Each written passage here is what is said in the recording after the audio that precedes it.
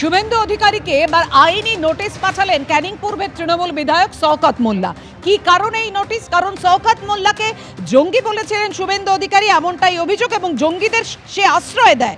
আমার বিশ্বাস আশ্রয় দেওয়ার অপরাধে শওকত মোল্লাকেও একদিন কাশ্মীর পুলিশ হয়তো তুলে নিয়ে যাবে। বিস্ফোরক অভিযোগ করেছিলেন শুভেন্দু অধিকারী যে বাসন্তী এক্সপ্রেসওয়ে আর কামালগাজীর মোড় থেকে যে রাস্তা গোসাবার ঘাট পর্যন্ত গেছে ক্যানিং হয়ে, এই দুটো রাস্তাই জঙ্গিদের হাতে তুলে গেছে এবং চলে যাওয়ার পেছনে রয়েছে এই শওকত মোল্লার হাত। ও জঙ্গিদের লুকিয়ে রেখেছিল। আর এই মন্তব্যের প্রেক্ষিতেই রাজ্যের বিরোধী দলনেতাকে আইনি নোটিশ পাঠিয়েছেন ক্যানিং পূর্বের তৃণমূল বিধায়ক। পশ্চিমবঙ্গে বাসন্তী এক্সপ্রেসওয়ে আর কামালগাজীর মোড় থেকে যে রাস্তা গোসাবার ঘাট পর্যন্ত গেছে ক্যানিং হয়ে, এই রাস্তা দুটো জঙ্গিদের হাতে চলে গেছে। ফিশারম্যানদের সঙ্গে মিশে গোসাবার দ্বীপগুলো থেকে হয়ে নয় ক্যানিং, বারুইপুর, কামালগাজী হয়ে ভারতে ঢুকে পড়ছে, অথবা বাসন্তী এক্সপ্রেস হয়ে সায়েন্স সিটি দিয়ে ভারতবর্ষে ছড়িয়ে পড়ছে। এই মির্জাপুরদের উপরওয়ালা ক্ষমা করেনি।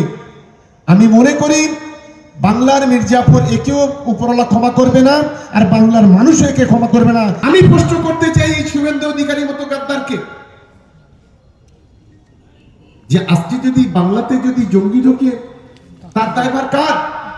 কোথায় গেল 56 ইঞ্চি ছাতির বড় বড় কথা?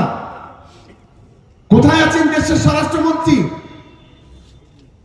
বর্ডার সিকিউরিটি ফোর্সরা কি করছে? দায়ভারটা সম্পূর্ণ তো কেন্দ্রীয় সরকারের। ও জঙ্গিদের লুকিয়ে রাখছিল। জাভেদ মুন্সি ধরা পড়ার পর ও নিচে আতঙ্কিত, কারণ শওকত মোল্লাও আরেকটা জঙ্গি। জাভেদ মুন্সিকে কারা সেফ শেল্টারে রেখেছিল এবং জাভেদ মুন্সিকে কাশ্মীরের পুলিশ এসে তুলে নিয়ে গেছে। আমার বিশ্বাস শেল্টার দেওয়ার অপরাধে শওকত মোল্লাকেও একদিন কাশ্মীরের পুলিশ হয়তো তুলে নিয়ে যাবে। সেই জন্য আতঙ্কিত হয়ে আমার মৃত্যু কামনা করছে। এই যেদিন থেকে বিরোধী দলনেতা হয়েছে 2021 সালে, যেদিন থেকে তৃণমূল ছেড়েছে, সেদিন থেকে বাংলায় বিজেপিটা ধরাশায়ী হয়েছে। এর সঙ্গে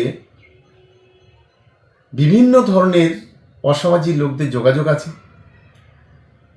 যার ফলে এই ধরনের কথাবার্তাগুলো বলছে। আসলে একজন মানসিক অবসাদগ্রস্ত রোগী, সে বিভিন্ন সময় বিভিন্ন কথা বলতে পারে। আজকে শুভেন্দু অধিকারী সেই অবস্থা। এই জঙ্গিদের সঙ্গে যদি যোগাযোগ যদি থাকে, এদের মতো শুভেন্দু অধিকারীর মতো নেতারা, সুকান্ত মজুমদারের মতো নেতারা এদেরই আছে।